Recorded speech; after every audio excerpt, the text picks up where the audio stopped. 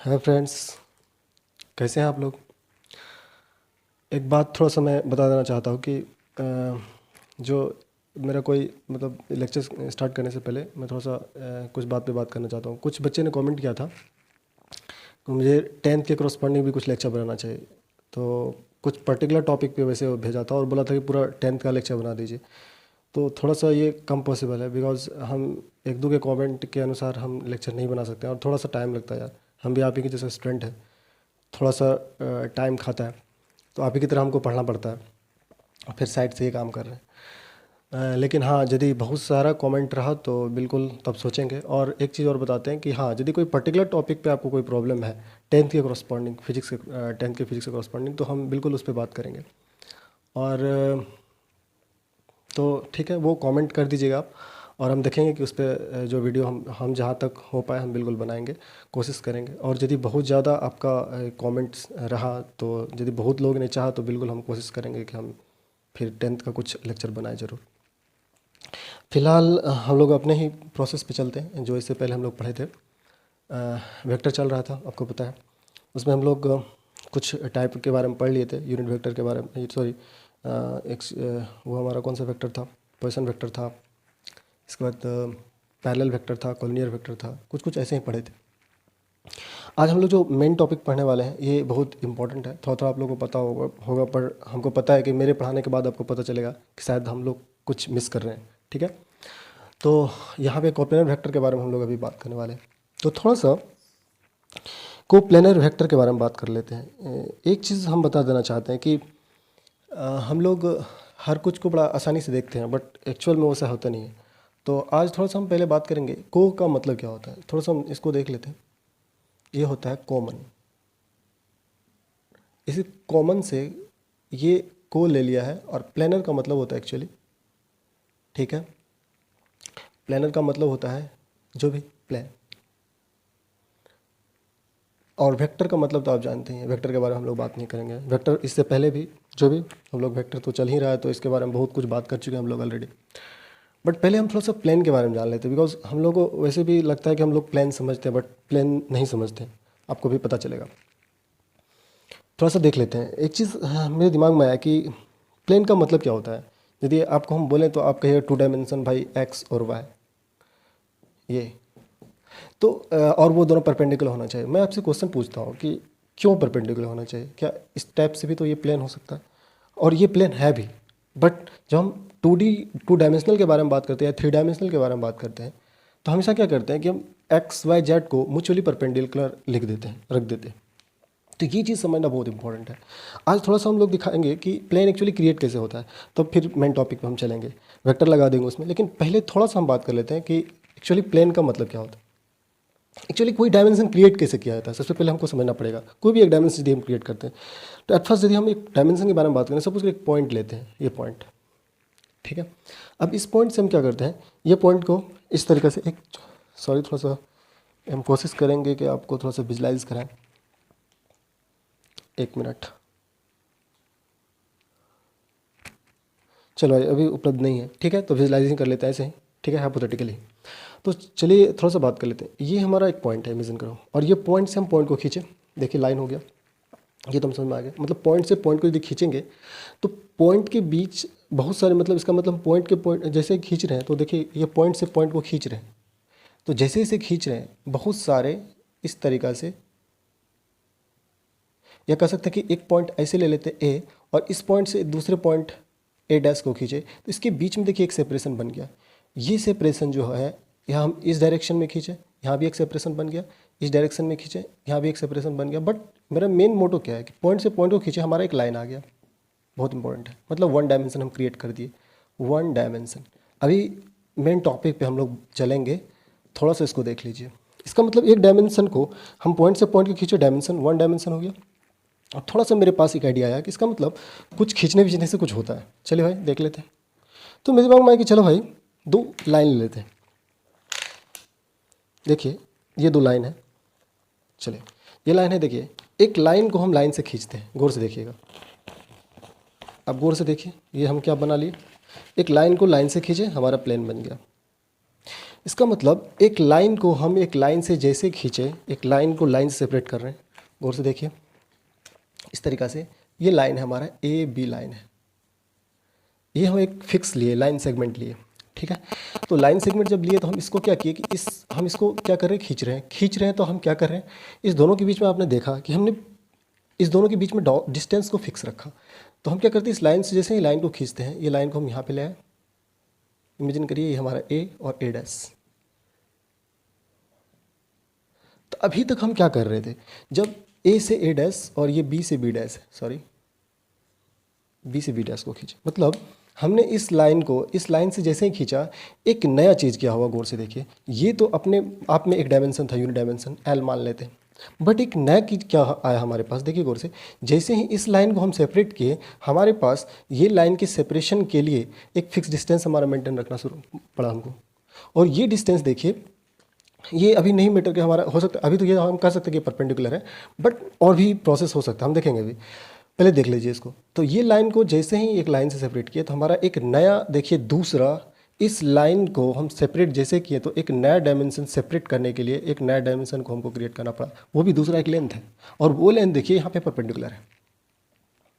इसका मतलब ये अब एक प्लेन हो गया। बिकॉज अब हम यदि बात करते हैं इस पार्ट के बारे में, इस पार्ट के बारे में हमको सिर्फ हम लाइन से नहीं सोच सकते। इसका मतलब इस लाइन को हम इस लाइन से सेपरेट करने के लिए हमारे पास एक डिस्टेंस को मेंटेन रखना पड़ा।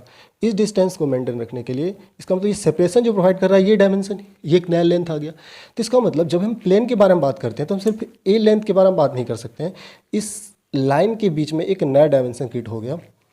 इसका मतलब हमको दो डायमेंशन के बारे में बात करना पड़ेगा, मतलब एक लेंथ के बारे में और एक ये जो डायमेंशन है इसको हम बी, एल और बी मान लेते हैं, ठीक है।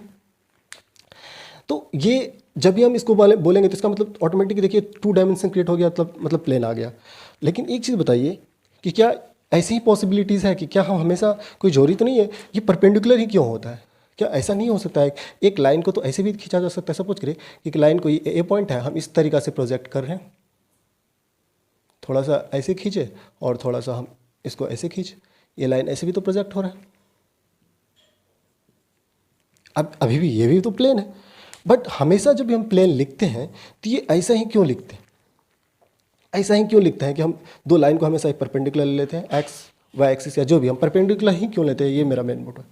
तो देखिए सबसे पहले बात, यदि हम इस लाइन के बारे में बात करेंगे तो यदि हम इसको पैरेलली खींचते और इक्वल डिस्टेंस मेंटेन रखते तो ये लाइन कुछ यहाँ पे आता।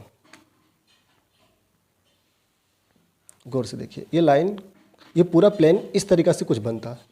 यदि हम पूरा इसको लिखें तो ये ए डैश और इसको ए डबल डैश रख देते, तो आपके पास जो अभी प्लेन आया देखिए A dash double dash B, A dash A double dash और बी, हमारे पास पूरा प्लेन। यदि हम दोनों के बीच में सेपरेशन फिक्स रखते हैं और मूव करवाते हैं तो इसका मतलब ये भी इस पे परपेंडिकुलर है, ये इस पे परपेंडिकुलर है, ये इस पे परपेंडिकुलर है, ये इस पे परपेंडिकुलर। लेकिन दूसरा केस जब हम लेते हैं, सपोज करिए हम जब ऐसा नहीं करते हैं, इस पे ठीक है परपेंडिकुलर बट इस पे परपेंडिकुलर नहीं है, यदि हम ऐसे ड्रॉ करते हैं तो ये लाइन कैसा होता है, A dash B B, B dash B, ये प्लेन को देखिए।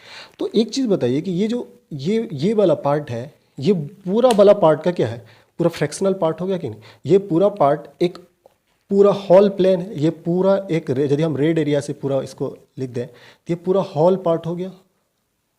उस हॉल पार्ट का ये एक फ्रैक्शनल पार्ट हुआ। तो बिल्कुल जब हम इस तरीक़ा से ड्रॉ करते हैं तो वो एक पार्ट ऑफ प्लेन होता है। लेकिन जब हम लाइन को पूरा पैरेलली मूव करवाते हैं तो वो पार्ट ऑफ प्लेन नहीं होता है, हम कंप्लीट प्लेन के बारे में बात करते हैं। एक हमारा कंप्लीट प्लेन है। अब आपके दिमाग में आएगा कंप्लीट प्लेन कैसे सर, देखिए यदि हम अभी तो बोले लाइन सेगमेंट, बट यदि ये इन्फिनाइट लाइन है इधर भी और ये भी इन्फिनाइट लाइन, और दोनों लाइन को हम यदि पैरेलली शिफ्ट करते हैं तो ऑटोमेटिक हमारा क्या हो जाएगा, एक कंप्लीट प्लेन बन जाएगा। इसीलिए हमेशा हम प्लेन के बीच में सेपरेशन जो रखते हैं, दोनों लाइन के बीच में परपेंडिकुलर डिस्टेंस होना होता है। इसलिए जब भी हम प्लेन के बारे में बात करते हैं तो कहते हैं कि टू डायमेंशनल, और टू डायमेंशन को कैसे रिप्रेजेंट किया जाता है, एक ये, और सपोज करिए एक हमारा इस लाइन को हम ऐसे मूव करवा रहे हैं, हम दूसरी तरफ हम नहीं देखते अभी, और यहाँ पे परपेंडिकुलर डिस्टेंस देती है, मतलब ये हमारा एक्स एक्सिस है, वाई एक्सिस, लेकिन ये एक्सिस इन्फिनिटी तक जाएगा, ये भी इन्फिनिटी तक जाएगा। इसका मतलब जब भी हम टू डायमेंशन के बारे में बात करेंगे ऑटोमेटिक ये प्लेन क्रिएट कर देगा। ये हमारे पास एक प्लेन का नाम हो गया एक्स वाई प्लेन। ये कुछ इस तरीक़ा से दिखता है। यदि हम इसको इन्फिनिटी ऐसे डॉट डॉट लिखते हैं और इसको भी इन्फिनिटी डॉट डॉट डॉट लिखते हैं, ठीक है, तो ये देखिए एक प्लेन आ गया और दोनों के बीच में देखिए यहाँ 90 डिग्री, इसलिए हम 90 डिग्री बेसिकली हम यूज़ करते हैं, ठीक है, क्योंकि हम मैक्सिमम पॉसिबल प्लेन चाहते हैं या हॉल प्लेन चाहते हैं, हम उसका फ्रैक्शनल पार्ट नहीं चाहते। वो भी एक प्लेन हुआ, बट ये हम हमेशा प्लेन में इसलिए हमेशा इस तरीक़े से हम यूज़ करते हैं। तो ठीक है भाई, हम प्लेन तो समझ गए। जब भी हम प्लेन ड्रॉ करना चाहते हैं, एक चीज़ आप बताइए, यही प्लेन को हम यदि प्लेन से सेपरेट करें तो हमारा अब क्या होगा, थोड़ा सा और कुछ देख लेते हैं। तो देखिए कोई भी डायमेंशन जब हम क्रिएट करते हैं तो पॉइंट से पॉइंट लाइन, लाइन से लाइन प्लेन। और अब हम एक चीज़ और दिखाते हैं आपको, थोड़ा सा देख लीजिएगा, बहुत ही इंपॉर्टेंट है ये, ठीक है। अब इस प्लेन को, ये ए बी सी है और ये डी है, यदि हम इस प्लेन से प्लेन को खींचें तो गौर से देखिए एक नया डायमेंशन, इसका मतलब प्लेन को हम सेपरेट किए और ये प्लेन को सेपरेट करने के लिए हमको एक फिक्स्ड डिस्टेंस इसमें मेंटेन रखना पड़ेगा। तो ये जो मेंटेन रखते हैं ये डिस्टेंस, ठीक है, इस तरीक़ा से। तो ये एक हम इसको ऐसे नाम दे देते हैं, ये प्लेन को हम ऐसे इस तरीक़ा से सेपरेट किए हैं और इस दोनों के बीच में देखिए ये डिस्टेंस हमारा हमने फिक्स किया। तो ये जो डिस्टेंस हम मेंटेन रखें, ये डिस्टेंस हम प्लेन को प्लेन से सेपरेट किए तो एक नया डायमेंशन क्रिएट हो गया, इसको बोलते हैं 3D। और ये देखिए ये भी हमारा म्यूचुअली परपेंडिकुलर है। इसी प्रकार यदि हम इस डायमेंशन को दूसरे डायमेंशन मतलब 3D को 3D से खींचें, ऐसे ही सेपरेट करें तो 4D बन जाएगा। हमारे पास कोई भी डायमेंशन, नया डायमेंशन क्रिएट करने का याद रखिएगा कि कोई भी एक डायमेंशन को जैसे ही दूसरे डायमेंशन हम खींचते हैं, सपोज करिए कि हमारा 3D है, 3D से 3D को खींचते हैं तो ऑटोमेटिक 4 डायमेंशन आ जाएगा, 4D से 4D खींचेंगे 5D आ जाएगा। तो हम लोग ऐसे ही डायमेंशनल को, कोई भी डायमेंशन को क्रिएट करते हैं। बट अभी मेरा ये मेन मोटो नहीं है, मेन मोटो है हमारा प्लेन क्रिएट करना। तो अब यहाँ से देखिए क्या होता है। तो एक चीज़ हम आपको बताते हैं कि जब भी हम लाइन में, एक और इम्पोर्टेंट पॉइंट, जब भी हम लाइन के बारे में बात करते हैं, यदि हम एक लाइन को ड्रॉ करते हैं, ए बी लाइन को, ठीक है, ए बी लाइन को जैसे ही हम एक दूसरे लाइन ए बी से पैरेलली हम शिफ्ट करते हैं, तो इसका मतलब हम लेंथ को फिक्स रखते हैं। तो यदि हम पैरेलली शिफ्ट करेंगे, वो लेंथ का अमाउंट चेंज नहीं होने वाला, इसका मतलब अमाउंट तो बिल्कुल फिक्स है। तो हम कह सकते हैं इसका डायरेक्शन भी तो कोई टेंस इसका चेंज नहीं हुआ है। इसका मतलब इस दोनों लाइन को हम सेम लाइन कहेंगे। ये दोनों लाइन हमारा, यदि ये ए बी है और इसको हम ए डैश बी डैश कह दें, ये दोनों लाइन हमारा क्या है, A B dash, A dash B dash, ये दोनों हमारा क्या है, सेम लाइन है। सिमिलरली यदि हम ये लाइन क्यों, ये लाइन से खींचे तो ये सेम लाइन है, और भी लाइन, जितना भी लाइन हम खींचते जाएंगे ये हमारा सेम लाइन होगा। सिमिलरली इसको भी यदि हम देखें तो यदि हम प्लेन को प्लेन से खींचेंगे तो ये जो पैरेलल प्लेन बचता है, मतलब हम कह सकते हैं कि ये हमारा ए डैश है, ये हमारा बी डैश है, ये हमारा सी डैश है और ये हमारा डी डैश है। तो मतलब ए बी सी डी, ये प्लेन जो है, इसका नाम रख देते हैं, ये प्लेन सेम प्लेन होगा, A dash B dash C dash and D dash. इसका मतलब ये जो प्लेन है, ठीक है, ये दोनों हमारा सेम प्लेन हो गया। मतलब ए बी सी डी और ये हमारा A dash B dash C dash D dash, ये दोनों हमारा क्या हुआ, सेम प्लेन हो गया। इसका मतलब अब यहाँ से देखिए, यदि हम इसमें प्लेन को जोड़ें, इसका तो प्लेन को प्लेन से सेपरेट करेंगे पहले, तो हम इसको सेम प्लेन कहेंगे, या कॉमन प्लेन, इसको भी हम कॉमन प्लेन कह सकते हैं। ये हमारा कोई प्लेन है और यही प्लेन का यदि हम पैरेलली शिफ्ट करते हैं तो हम सेम ही प्लेन कह सकते हैं, या common parallel to the common plane कह सकते हैं। और यहाँ पे भी लाइन को हम यदि लाइन से सेपरेट करते हैं तो हमारा ये लाइन हमारा दोनों सेम है, इसका मतलब दोनों लाइन सेम लाइन है, ये हम कह सकते हैं। और बेसिकली ये मैथ में बात भी किया था। ओल्ड वर्जन में यदि आप यूक्लिड के ज्योमेट्री को देखें तो वहाँ पे पैरेलल लाइन के बारे में बात नहीं किया है, वहाँ पे सेम लाइन के बारे में बात किया है। आपको हम बता दें, वहाँ पे सेम लाइन के बारे में बात किया है, और उसमें हमारा कंडीशन ये होता है कि दोनों का लेंथ फिक्स होता है, या दोनों का लाइन मतलब लेंथ इन्फिनाइट होता है, तब भी हम ये कह सकते हैं। खैर जो भी, तो मेन हमको अभी ये समझाना था। अब थोड़ा सा हम बात कर लेते हैं, थोड़ा सा यहाँ पे देखिए। अब यही चीज़ को, इसका मतलब क्या हुआ कि यदि हम कोई भी प्लेन में एक वेक्टर ए बी लेते हैं और फिर यही वेक्टर को हम पैरेलली शिफ्ट कर देते हैं, थोड़ा सा स्पेस देके पैरेलली हम कहीं भी शिफ्ट करेंगे, ठीक है, ए डैश बी डैश, ठीक है, तो ये दोनों वेक्टर हमारा क्या हो जाएगा, यदि हम इस वेक्टर और इस वेक्टर के बारे में बात करेंगे तो ये वेक्टर का हमेशा वेक्टर दोनों रिमेन सेम हो जाएगा, वो हमारा सेम वेक्टर होगा। इसका मतलब यदि हम दो वेक्टर को पैरेलली शिफ्ट करते हैं तो वो वेक्टर कभी चेंज नहीं होता है। इसका मतलब ये हमारा इक्विटी ऑफ वेक्टर होता है। इसका मतलब यदि हम यहाँ पे एक थोड़ा सा यहाँ पे कंक्लूजन थोड़ा सा निकाल लेते हैं, ठीक है। चलिए तो पहले थोड़ा सा एक इस कॉन्सेप्ट को डील कर लेते हैं, लिखते जाते हैं, ये हमको समझाना था, ठीक है। तो चलिए हम थोड़ा सा देख लेते हैं कि यदि ये देखिए इसको बोलते हैं equality of vector, equality of vector. ये थोड़ा सा आपको ऐसी बार में थोड़ा सा एक पॉइंट में मिलेगा, बट हम इसको थोड़ा सा समझाना चाह रहे थे। इसका मतलब यदि हम वेक्टर को if two vectors vector have same magnitude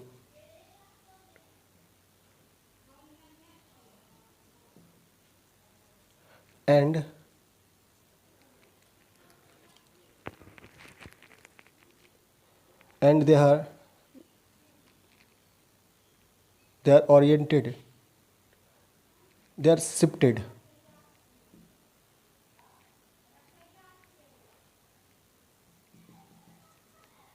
shifted parallelly from one place to another place, one place to another,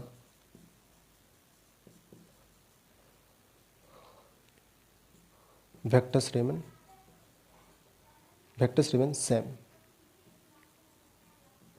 एक चीज़ हमको ये समझ में आ गया भाई, यहाँ तो क्लियर हो गया, चलो भाई सेम वेक्टर हो गया। एक चीज़ तो और कह सकते हैं, इसका मतलब एक और इम्पोर्टेंट पॉइंट आ गया कि यदि थोड़ा सा हम बाद में बात करेंगे, बिकॉज कोप्लेनिटी के बारे में अभी हम बात नहीं किए, ठीक है।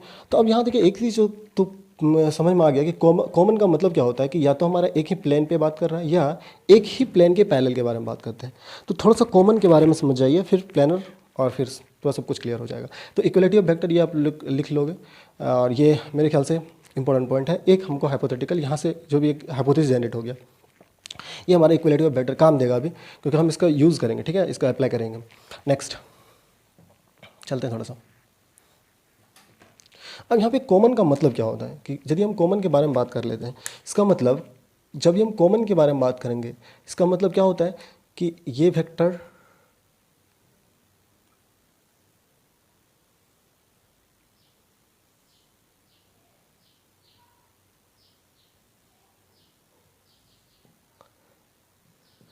ए है, ये बी है, ये सी है और ये डी है, ये वेक्टर। और दूसरा भी वेक्टर हम इसी पे इम्पोज कर देते हैं, इसी प्लेन पे हम इम्पोज कर दिया। गौर से देखिए, इसी को हम थोड़ा सा स्लाइटली नीचे करते हैं ताकि आपको दिख जाए, ठीक है।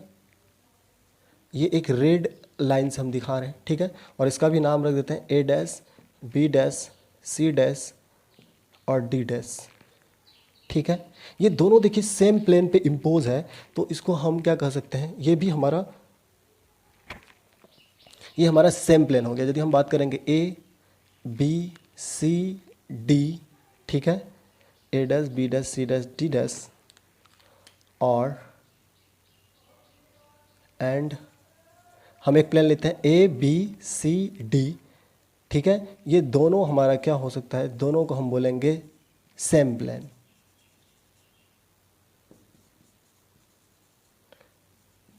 ठीक है, सेम प्लेन। और यदि हम इसी प्लेन से एक नया प्लेन को सेपरेट करते हैं, गौर से देखिए, इस तरीक़ा से हम एक नया प्लेन को सेपरेट किए परपेंडिकुलर डिस्टेंस में, ठीक है।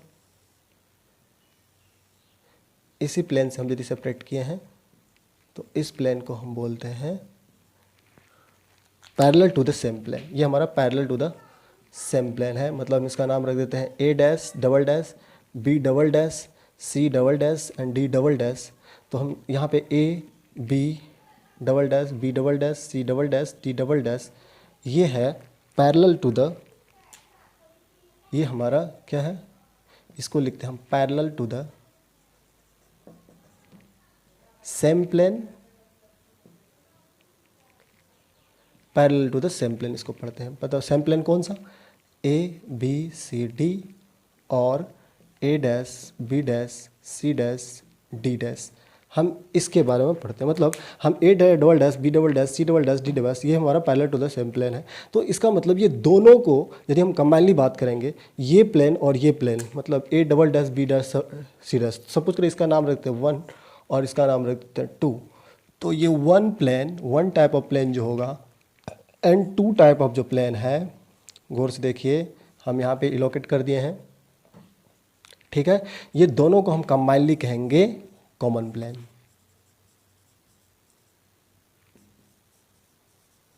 ठीक है, अब बिल्कुल समझ में आ जाएगा, बस यही हमारा काम था, ठीक है। क्योंकि बच्चों को सबसे बड़ा प्रॉब्लम होता है, अभी आपको लग रहा होगा कि हम लोग, अब देखिए क्या नया चीज़ क्रिएट होता है। अब हम जब अभी प्लेन इसी पे जब हम वेक्टर को अलग अलग तरीके से रोटेट करेंगे देखेंगे, ठीक है। तो एक चीज़ को थोड़ा सा रब कर लेते हैं, आप लोग थोड़ा सा लिख सकते हैं, वैसे नहीं भी लिखा चलेगा, लेकिन ये थोड़ा सा कॉमन पॉइंट है इसलिए थोड़ा सा लिख लीजिए, ठीक है। अभी हम पूरा लिख नहीं रहे हैं, डिफाइन नहीं कर रहे हैं, हम बाद में भी करेंगे, ठीक है। तो इसको पहले लिख लीजिए, आई होप कि आप लोग लिख लिए होंगे, ठीक है। तो इसको रब कर देते हैं, देखिए यहाँ से इसको भी रब कर देते हैं,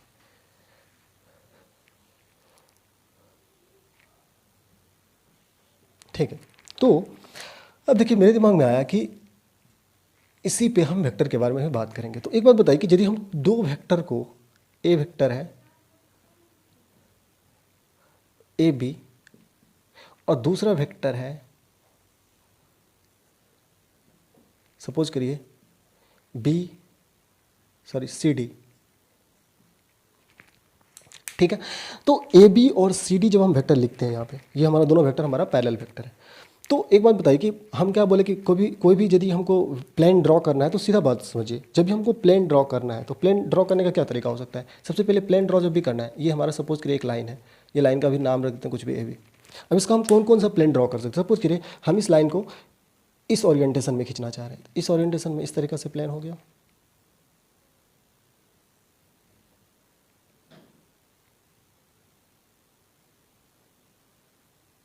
ये प्लेन हो गया।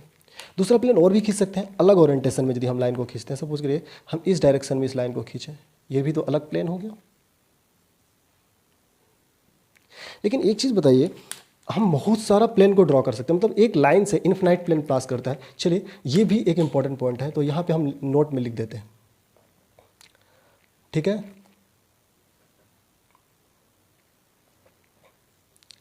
Infinite plane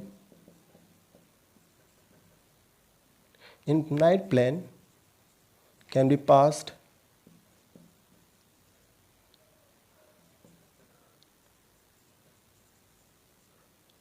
through a single line। अब देखिए गौर से, यदि हम अब कहीं भी, ये हमारा ए बी वेक्टर है, तो हम इस वेक्टर को अब यहाँ पे दूसरा एक वेक्टर ले लेते हैं, यही हमारा क्या है सी और डी वेक्टर है। या हम सी वेक्टर को इस डायरेक्शन में ले सकते हैं। सपोज करिए कि अभी तो ब्लैक लाइन पे हम लिए, ये ब्लैक हमारा है। अब हमारा रेड वाला प्लेन पे हम लेते हैं इस चीज़ को, देखिए रेड वाला प्लेन पे हम यदि लिखते हैं तो हम सी डी को ऐसे भी तो लिख सकते हैं, सॉरी दूसरा कलर से लिखने दीजिए,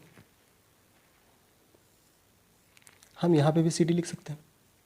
तो यहाँ पे देखिए हम कहीं भी यदि हम सी डी को इस प्लेन में रखते हैं तब भी ये इसके पैरेलल है, और इस प्लेन में रखते हैं तब भी ये इसके पैरेलल है। बहुत इंपॉर्टेंट पॉइंट है, समझ देखिए कितना अच्छा कॉन्सेप्ट है। इसका मतलब यदि हम कभी भी दो या दो से ज़्यादा पैरेलल वेक्टर कभी भी लिखते हैं तो कभी भी कोई भी पैरेलल वेक्टर हमेशा क्या होता है कोप्लेनर वेक्टर होता है। एक बात हम एकदम श्योर है और एकदम ये नोट करने वाले पॉइंट है। तो हमेशा पैरेलल वेक्टर को क्या होता है कोप्लेनर वेक्टर होता है, ठीक है।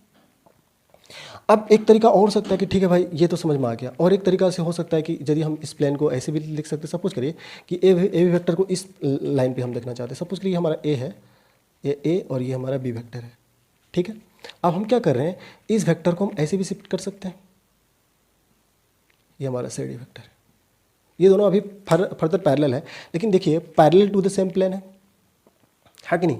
इसका मतलब ये parallel to the same plane है। अभी भी देखिए कोई जरूरी नहीं कि हम एक ही प्लेन पे हम बात कर रहे हैं, दो अलग अलग प्लेन है लेकिन parallel to the same plane, तो हम कॉमन प्लेन इसको कहते हैं। इसका मतलब अभी फर्दर ये हमारा क्या होता है कोप्लेनर वेक्टर है। कोई जरूरी नहीं कि हमारा इसी लाइन पे होना चाहिए, बिकॉज अब ये प्लेन को हम यदि कॉन्साइड कर दें तो एक ही जगह इम्पोज हो जाएगा तो सभी जगह फिर पैरेलल हो जाएगा कि नहीं। तो इसका मतलब कभी भी जो पैरेलल के वेक्टर होना चाहिए, तो पैरेलल वेक्टर किसी भी कंडीशन हम यदि देखें तो हमेशा क्या होता है वो कोप्लेनर वेक्टर होता है। तो कोप्लेनर वेक्टर का मतलब क्या होता है कि यहाँ पे कोई भी वेक्टर, मतलब टू और मोर वेक्टर या कोई भी वेक्टर, जब भी वेक्टर क्या होना चाहिए या तो सेम प्लेन पे होना चाहिए या parallel to the same plane पे होना चाहिए।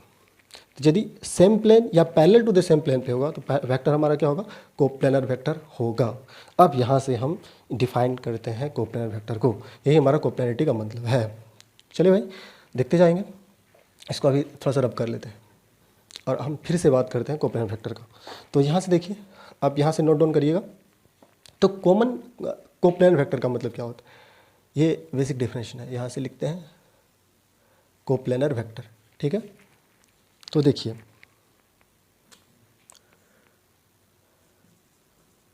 टू और मोर vector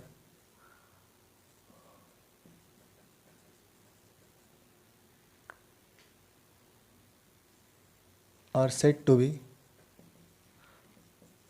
be coplanar if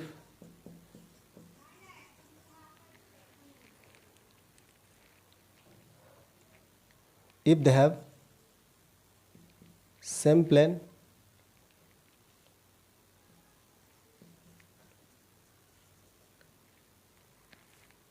and parallel to the same plane।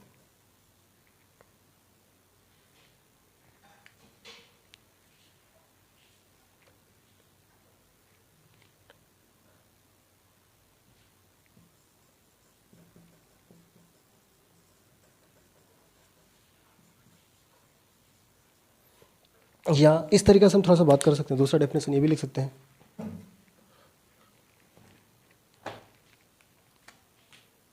if two or more vectors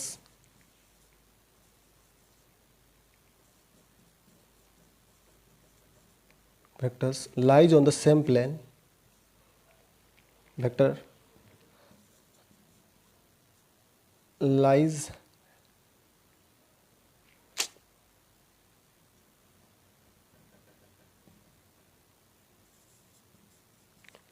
on the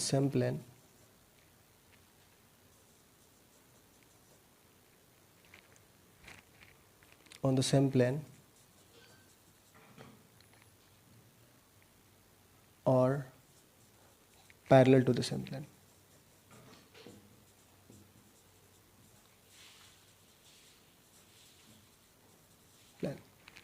इसका मतलब दो वेक्टर या तो सेम प्लेन में लाई करता है, ठीक है, या parallel to the same plane में लाई करता है, तो वो हमारा कोप्लेनर वेक्टर होगा। और एक इंपॉर्टेंट पॉइंट और भी यहाँ पे देखिए कि कोप्लेनर वेक्टर हमेशा टू पैरेलल वेक्टर्स, अच्छा ठीक है, आप लोग लिख लिए होंगे मेरे ख्याल से, ठीक है।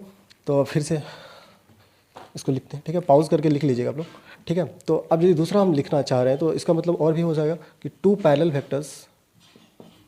और more parallel vectors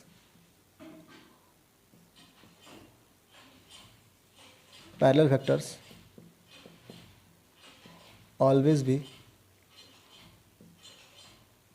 a coplanar vector। ये भी एक इंपॉर्टेंट पॉइंट है। तो इसका मतलब दो पैरेलल वेक्टर हमेशा एक कोप्लेनर वेक्टर होगा और कोई चांस ही नहीं है, ठीक है। चलिए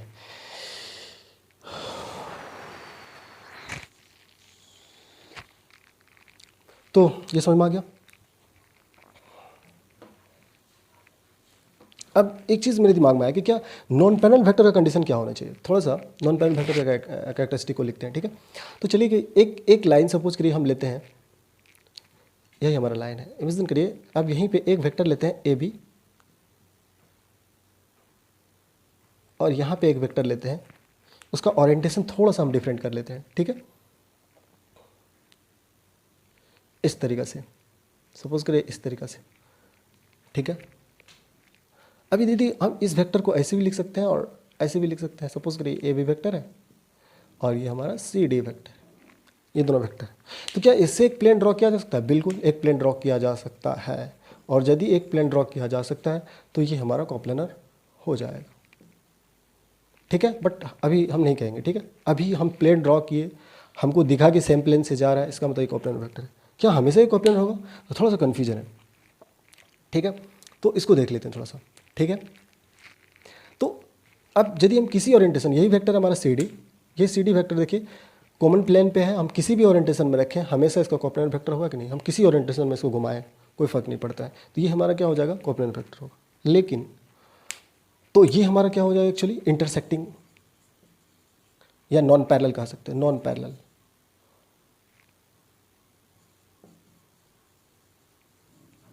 नॉन पैरेलल वेक्टर। तो नॉन पैरेलल वेक्टर जब हम बात करते हैं, नॉन पैरेलल वेक्टर में दो टाइप का होता है, एक इंटरसेक्टिंग वेक्टर, इंटरसेक्टिंग, और हम कह सकते हैं एक होगा स्क्यू। अब ये थोड़ा सा अलग वर्ड है, हम इसको अभी बाद में बात करेंगे। इसका मतलब यदि हमारा इंटरसेक्टिंग वेक्टर हो तो पक्का है कि यदि वो सेम प्लेन पे लाई कर रहा है और parallel to the same plane है तो ये हमारा अभी भी कोप्लेनर वेक्टर हो सकता है। इसका मतलब ये वेक्टर हमेशा, यदि नॉन पैरेलल वेक्टर के बारे में बात करेंगे तो एक केस बनता है कि वो कोप्लेनर हो सकता है। बट दूसरा केस देखते हैं अभी। सपोज करिए कि ये वेक्टर को हम इस तरीके से ओरिएंट करते हैं, ठीक है। अब यही वेक्टर को सपोज करिए हमारा एक और वेक्टर है जो पैरेलल नहीं हो। सपोज करिए कि ये हमारा पैरेलल एक वेक्टर है, ठीक है। ये वेक्टर सपोज करिए, अभी देखिए ये वेक्टर इंटरसेक्टिंग वेक्टर है, ठीक है, ये पैरेलल वेक्टर है। बट एक वेक्टर और है, मतलब जो पैरेलल नहीं है वो या तो ऐसी अलाइनमेंट हो सकता है या ऐसे अलाइनमेंट हो सकता है।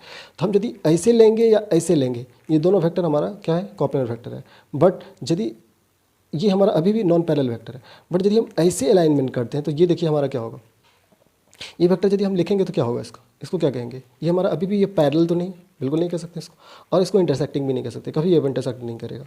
इसका मतलब और भी एक वेक्टर है। तो अब देखिए ये एक नया वेक्टर जनरेट हो गया, बट इसके लिए कंडीशन क्या हो गया, इसके लिए कंडीशन क्या होना चाहिए। तो यदि हम इस टाइप के वेक्टर के बारे में बात करते हैं तो इसको कैसे लिख सकते हैं, गौर से देखिए। तो यदि सपोज करिए एक वेक्टर इस तरीक़ा से लिखते हैं, ये वेक्टर है ए बी वेक्टर है इस तरीक़ा से, और एक वेक्टर और लेते हैं हम जो हमारा सी डी वेक्टर है, डी वेक्टर। बट अब यहाँ पे देखिए हम प्लेन ड्रॉ करते हैं। हम क्या बोले थे कि कोई भी लाइन से हम प्लेन कैसे ड्रॉ कर सकते हैं, इस तरीक़ा से, इसके पैरेलल हम लाइन को शिफ्ट कर दें तो ये हमारा प्लेन होगा। इसको और भी बढ़ा दीजिए, कोई टेंशन नहीं, इस तरीक़ा से हम बढ़ा दीजिए। अब गौर से देखिए, यदि और भी हम बात करें, यदि इस लाइन से हम एक प्लेन ड्रॉ करेंगे तो इस तरीक़ा से हम प्लेन ड्रॉ कर सकते हैं, इस तरीक़ा से। तो अब गौर से देखिए हुआ क्या है, ये दोनों अलग अलग प्लेन है। तो यदि इसको हम parallel to the same plane तो नहीं कहेंगे। इसका मतलब यदि यही कंडीशन कोई ऐसा हो कि ये लाइन के पैरेलल, ठीक है, हम इस तरीक़ा से हम लिख देते हैं, लेकिन वो parallel to the same plane में नहीं हो, मतलब हम यदि कॉमन प्लेन में है या सेम प्लेन में है तब तो वो हमारा कोप्लेनर होगा। अदरवाइज़ हमारा यदि, एक बार बताइए कि वो हमारा पैरेलल भी नहीं हो। अब यहाँ इम्पोर्टेंट पॉइंट है कि जब हमारा पैरेलल भी नहीं हो और इंटरसेक्टिंग भी नहीं हो और प्लेन हमारा कोप्लेनर नहीं रहे, ठीक है, कोप्लेनर नहीं रहे, तो उसको हम तो स्क्यू कहते हैं, उसको मतलब स्क्यू वेक्टर कह सकते हैं। तो स्क्यू वेक्टर भी हमको लिखना नहीं है बेसिकली। स्क्यू वेक्टर का मतलब ये होता है कि स्क्यू वेक्टर तब होगा, स्क्यू का बेसिक मतलब ये होता है कि हम कह सकते हैं कि नॉन पैरेलल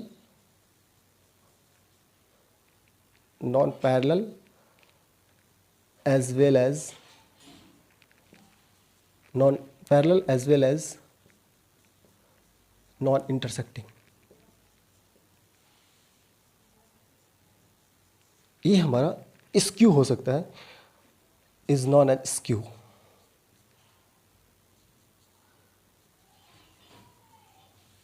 और इसको बेसिकली जब हम ज्योमेट्री के बारे में बात करते हैं तो इसको स्क्यू लाइन भी कहते हैं। तो स्क्यू लाइन का मतलब ही बेसिकली होता है, लेकिन इसके लिए कंडीशन क्या होना चाहिए कि दो वेक्टर के बीच में हमेशा क्या होना चाहिए, प्लेन जो होना चाहिए वो प्लेन हमारा क्या होना चाहिए, इंटरसेक्टिंग प्लेन होना चाहिए। तो यदि यहाँ पे और भी लिख लेते हैं, थोड़ा सा इसको हम रब कर देते हैं और फिर लिख देते हैं, या आप लिख लीजिए नीचे में। और एक कंडीशन है, condition for this skew, if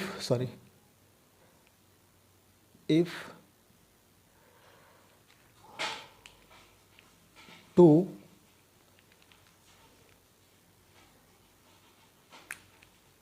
non-parallel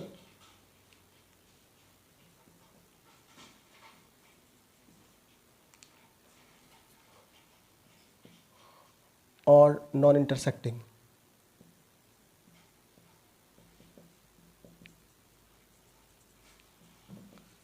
vector are on the different plane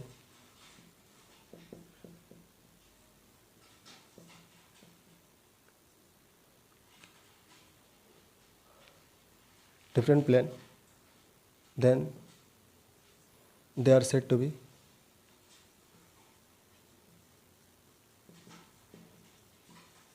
skew vector. इसका मतलब स्क्यू वेक्टर हमेशा नॉन कॉप्लेनर वेक्टर होगा। तो यहाँ पे एक इंपॉर्टेंट पॉइंट इसको रब कर देते हैं, आई होप लिख लिए होंगे आप लोग, थोड़ा सा देख लीजिए, ठीक है। अब फिर से लिखते हैं, इसका मतलब स्क्यू वेक्टर हमेशा क्या होता है, स्क्यू वेक्टर ऑलवेज भी नॉन कॉप्लेनर। तो एक चीज़ बहुत ही क्लियर हो गया कि हमेशा ये वेक्टर जो होता है कोप्लेनर वेक्टर होगा। तो स्क्यू वेक्टर हमेशा नॉन कॉप्लेनर वेक्टर होता है। अदरवाइज दो नॉन पैरेलल वेक्टर और दो पैरेलल वेक्टर तो हमेशा होता है। नॉन पैरेलल वेक्टर में कंडीशन क्या है कि वो प्लेनर हो भी सकता है, कोप्लेनर हो सकता है, नहीं भी हो सकता है, बट स्क्यू हमेशा नॉन कॉप्लेनर वेक्टर होगा। तो ये चीज़ बहुत इंपॉर्टेंट है। नॉन कॉप्लेनर का मतलब जस्ट इसका उल्टा कर सकते हैं। तो बेसिकली आज हम लोग ये समझ में आगे हम लोग का कि कोप्लेनरिटी का मतलब क्या होता है। ये देखिए एक्चुअली इसके मैथमेटिकल कॉन्सेप्ट जो पढ़ना है एक्चुअली वो 10th के वेक्टर में पढ़ना हम लोग को, बट अभी हम मैथमेटिकल एक्सप्लेनेशन नहीं कर रहे हैं। लेकिन एक चीज़ याद रखिए कि हमेशा ये काम देगा। हम लोग यदि इसको देख पाए, इसका फिजिकल कह सकते हैं कि यदि हमको इसका सिग्निफिकेशन पता हो, ठीक है, इसका फिजिकल अपीयरेंस हम देख पाए, तो नो डाउट हमको बहुत आसान हो जाएगा फिर वेक्टर पढ़ना। तो थोड़ा सा मैथमेटिकल है, मैथमेटिकली हम लोग अभी डील नहीं करेंगे, लेकिन कोप्लेनरिटी का मतलब पहले समझ जाइए, और बेसिक मतलब यही होता है कोप्लेनरिटी का। तो आज जो हम लोग को मेन बेसिक डिबेट करना था, ये लगता था बड़ा छोटा टॉपिक है, बच्चा अक्सर बड़ा खुश हो जाता था। कोप्लेनर का मतलब हम समझे, ठीक है, प्लेन कॉमन होना चाहिए, बट यही नहीं पता है कि कॉमन प्लेन क्या होता है, तो फिर आप क्या समझे, कुछ नहीं समझे, ठीक है। तो आज हम बेसिक डिबेट इसी पे की है, ठीक है। तो कोप्लेनर वेक्टर का बेसिक मतलब यही होता है। नॉन कोप्लेनर वेक्टर का बेसिक मतलब वही हुआ कि जो सेम प्लेन पे नहीं है, हम उसको लिखना भी नहीं पसंद करेंगे, ठीक है। अब बहुत ज़्यादा लेंदी लेक्चर हो जाएगा, तो ये आप लोग जान लीजिए, ठीक है। इसके बाद हम लोग थोड़ा सा डिबेट करेंगे यूनिट वेक्टर पे। यहाँ से हम लोग का प्रॉब्लम स्टार्ट होगा, ठीक है। थोड़ा सा लेंदी जा रहा है type of vector, but sure हम बताते हैं कि ये सारे बहुत एसेंशियल चीज़ है, ये हम लोग को जानना चाहिए, हम लोग को थोड़ा सा फील करना पड़ेगा, तो हम लोग अच्छा से आगे जब हम मैकेनिक्स पढ़ेंगे तो वो मैकेनिक्स को सही तरीका से समझ में आएगा आपको, नहीं तो फिर प्रॉब्लम हो जाएगा। फिर हम लोग रटने वाला बात व्यवस्था, और यदि आप फिजिक्स को रटते हो तो मेरे ख्याल से बकवास है, आप कुछ भी नहीं समझो और बिल्कुल आप फंसोगे, हम श्योर बताते। तो मेरे साथ थोड़ा सा बने रहिए और ऐसे ही सीखते रहिए। देखने के लिए और सुनने के लिए धन्यवाद। और हाँ, एक बात बताते हैं थोड़ा सा कि वो जो हम पहले ही बात कर रहे थे कि 10th का जो हमारा, तो मेरा अभी मेन मोटो नहीं है 10th के फिजिक्स का, लेकिन हाँ, यदि आपके लिए कोई भी स्पेशल टॉपिक हो, जैसे एक बच्चा ने बात किया कि हमको पोटेंशियल के बारे में बात करें, बिल्कुल ये थोड़ा सा अजीब सा टॉपिक हो जाता है, बच्चा को फील नहीं होता है, तो हम थोड़ा सा पोटेंशियल के बारे में बात करेंगे, तो आप लोग बिल्कुल जाइएगा और देखिएगा ज़रूर। हम थोड़ा सा इलेक्ट्रिक पोटेंशियल पे बात कर लेंगे on the basis of 10th ही, ज़्यादा तो नहीं, बिकॉज उसकी मैथमेटिकल बात पे हम डिबेट नहीं करेंगे, वो थोड़ा सा 12 का टॉपिक होता है और उससे ऊपर भी जो भी। तो हम अभी मेन 10th के करस्पॉन्डिंग जो पोटेंशियल को डिफाइन करेंगे, उसको आप देख सकते हैं, मेरे ख्याल से अच्छा ही होगा। और फिलहाल ये आप लोग नोट डाउन कर लीजिए और ये सीखिए, बहुत अच्छा है, ठीक है। देखिए भाई, हमको थोड़ा सा भीख मांगना नहीं आता है, भीख इन द सेंस ऑफ गलत सेंस है, बट थोड़ा सा ये अपना जो होता है प्रमोट करना है कि शेयर करो, लाइक करो, आप कर दीजिएगा थोड़ा सा, क्योंकि थोड़ा सा मेहनत तो लगता है, आप ही देख रहे हो, ठीक है, बहुत मेहनत से बनाते हैं, फील करवाते हैं आपको, तो ऐसे ही बने रहिए। सी यू, बाय।